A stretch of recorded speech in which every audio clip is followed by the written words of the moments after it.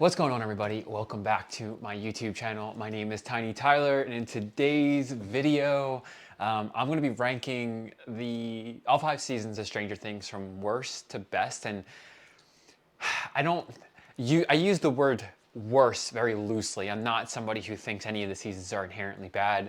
I enjoy every single season. They all have good points. They all have maybe weak points. Maybe they have plot holes. Like, they all have their flaws. I think this is probably a good place to start with this video, is that human beings, with anything that any of us ever create, there will always be flaws because we are inherently flawed. So I use the word worst very loosely because I enjoy all 5 seasons. I enjoyed the show entirely. I am not here to criticize the creative work that the actors, the actresses, the writers, the Duffer Brothers, these people have poured into this show, because I personally love it. It's why if you've been here for the last 5 videos, I've been up in the last week. I think I've posted 5 videos about Stranger Things.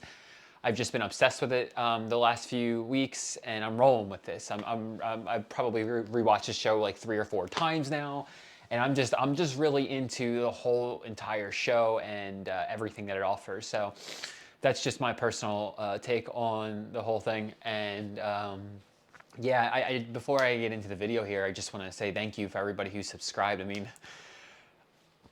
I'm humbled. I've just decided to make these videos for fun. And in the last week, my account's gained like 15 subscribers, and that's super cool. So thank you all for subscribing. I appreciate you. And with that out of the way, let's get into the video. Ranking again, all 5 seasons of Stranger Things from worst to best. If you haven't seen season 5, this is the last video I'm going to say this in. I'm saying that part for myself. If you haven't seen Stranger Things 5, there will be spoilers most likely in this video. So, do whatever you want to do there. And I think it's important to emphasize that I'm ranking these. It's not like one field of criteria. It's kind of a blend of things. It's a big influence on my ranking is how each season influences the greater story arc they're telling throughout the entire series.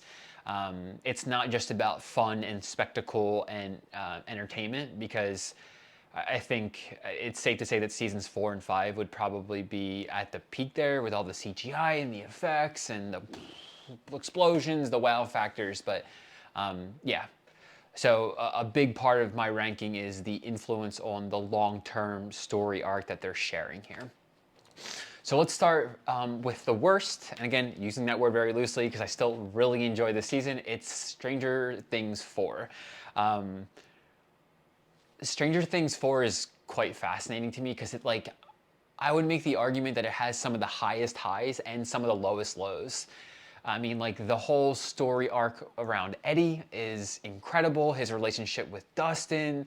I mean, the actor's performance itself is phenomenal. The story they're telling around Eddie is just great. But then it has some of I mean, he's one of the highs, but like, again, some of the spectacles with the way that Vecna snaps everyone's limbs and bones, and then them establishing Vecna as the big bad was great. But also, like, to me, one of the lowest lows is like Will, Jonathan, Mike. They're kind of irrelevant to the bigger story arc of the show.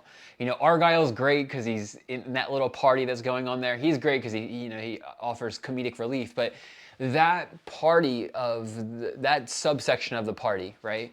They really have very little to do with the greater story arc. It's not until they meet up with Elle at the very end of the season where their story within the bigger story actually starts to make a little bit of sense. And the separation between everybody, the season feels a little bit different. I mean, you have Joyce, Murray, and Hop over in Russia doing their thing. And like, again, if I'm being completely honest, Hop being in prison and that whole arc was a bit blah to me, if I'm being honest. Like, it made sense, but some of it just felt a bit forced at times. And but like again, when it comes full circle at the very end of the season, where they're taking on the Demogorgons and the Demodogs at the Russian prison, again, highest highs, but some of the lowest lows. Again, and then the establishment of Vecna and his whole story arc was great, showing, giving some more lore behind Elle and how she came to meet the boys in the first place from season 1 was really cool. But again, some of the highest highs and some of the lowest lows, and so for that reason alone, I would put it as the quote unquote worst. By no means do I see it as the worst, because there's some like Running Up the Hill, like that song is awesome to me now. I've listened to so many different iterations of it, and remixes and whatnot, and I'm not going to stop. So again, worst being a very loose term here. For the next one, I actually have a tie.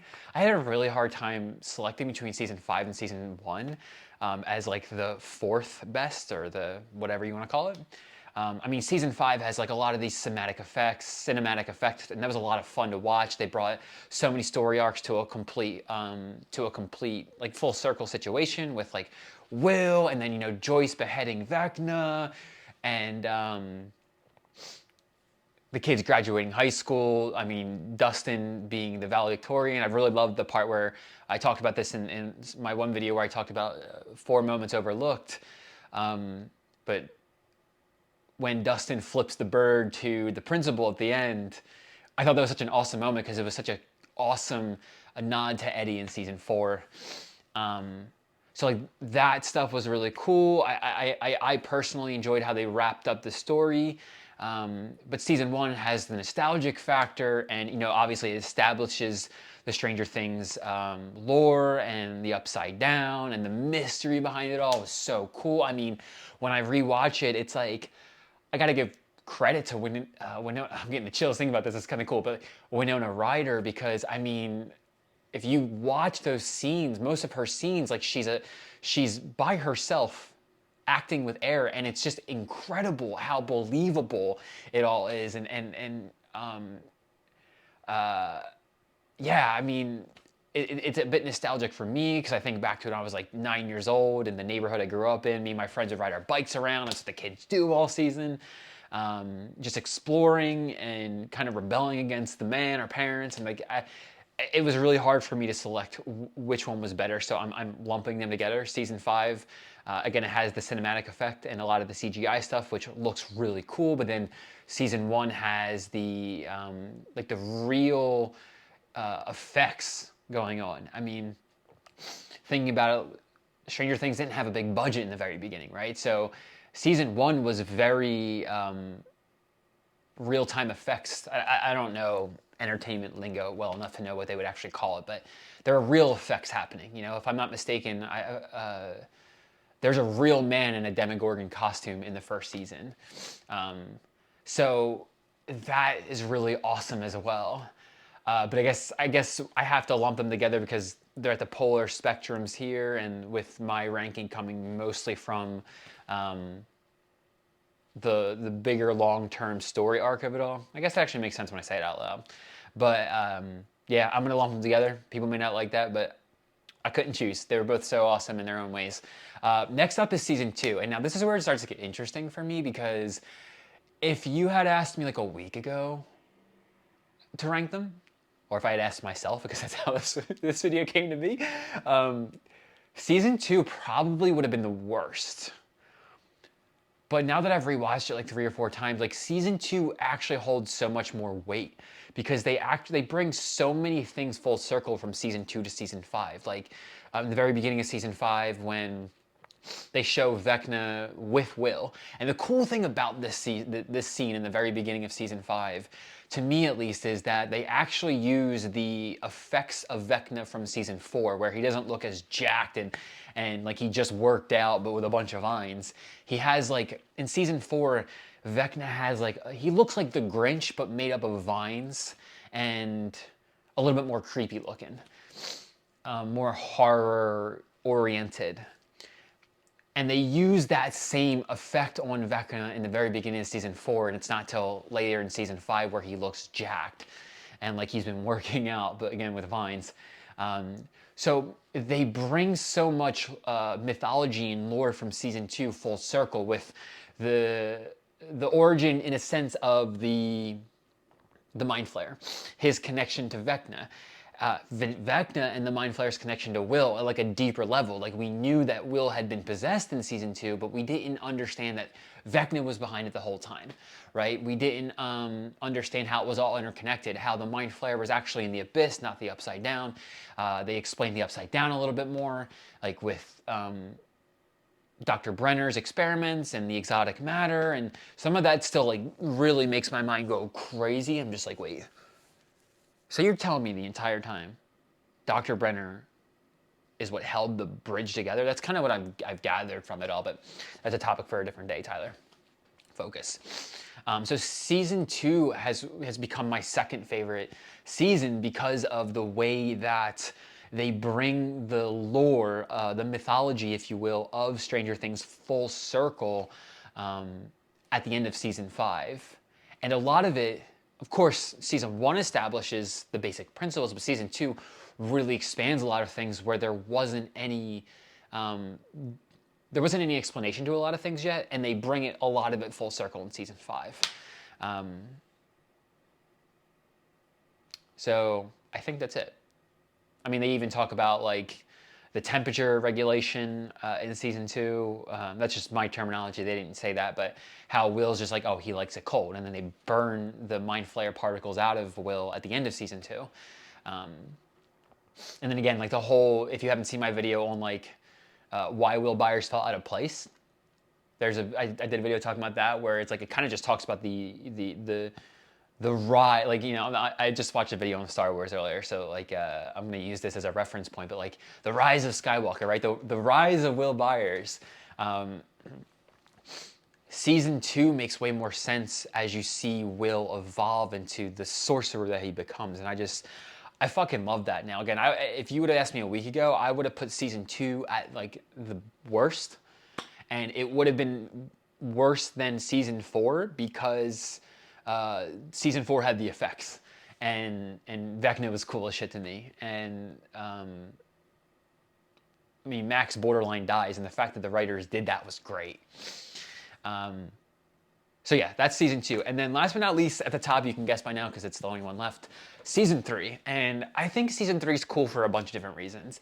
At this point, we had enough of the mythology of Stranger Things built up to where we can start to make sense of some things, and they start to expand upon some things, like the Mind Flayer coming into the Earth because the gate was being opened by the Russians, and how the Mind Flayer was able to possess all these different living sentient beings, the animals, the people, how I guess they had established that it was a hive mind in season 2, if I'm not mistaken, but you got to see that in like real time in season 3. And not just like Will being possessed, but the interconnected nature of everything that the Mind Flayer had inhabited. And it really exhibited the power of the Mind Flayer, which again, I think it amplifies how powerful Vecna is later.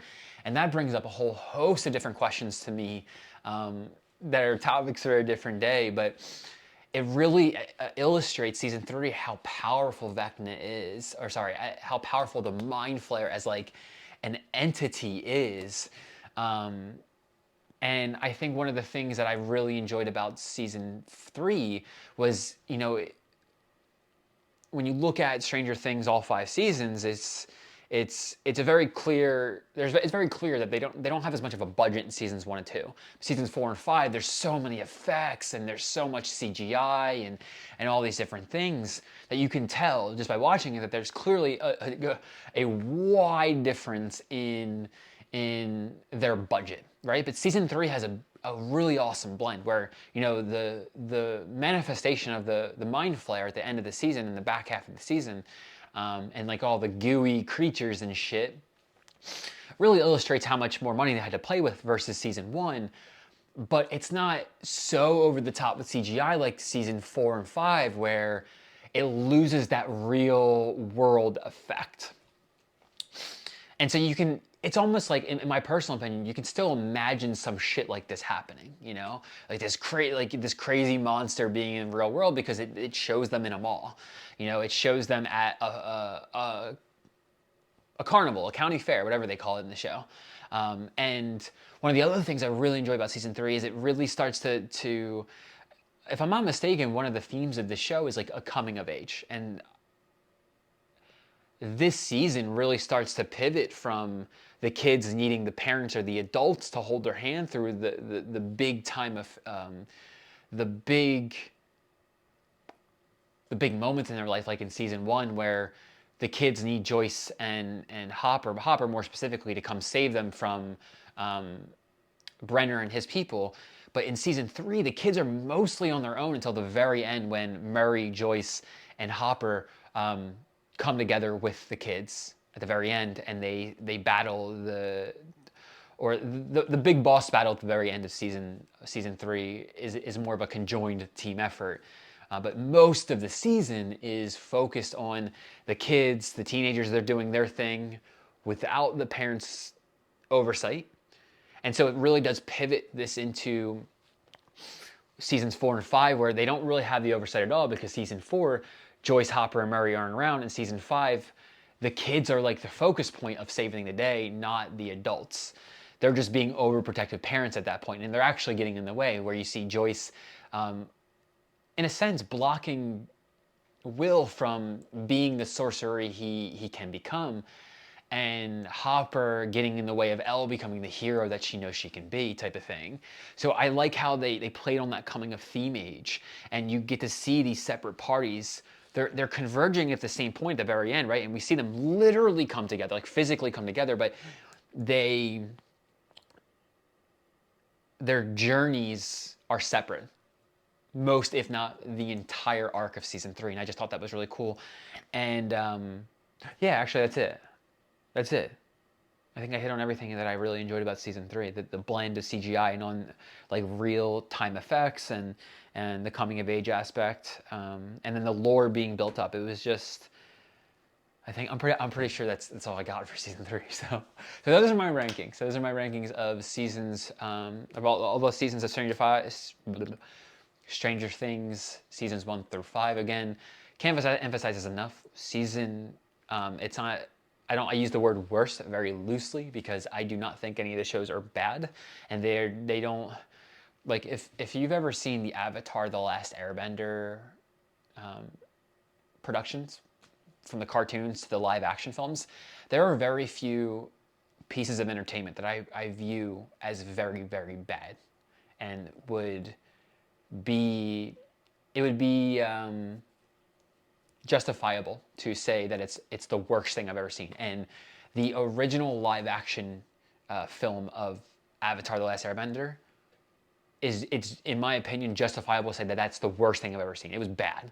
It's very, very, very rare that I say something like that, but that was bad. And these seasons, by no means would I classify in that ballpark. So those are my rankings. I'd love to hear what you think down below. If you agree with me, if you disagree with me, if you have different takes on it, what's your perception? How do you interpret everything I say? If you enjoyed the video, want to see more of it, do the YouTube algorithm stuff, like, comment, subscribe. That's it. That's all, y'all. Peace out.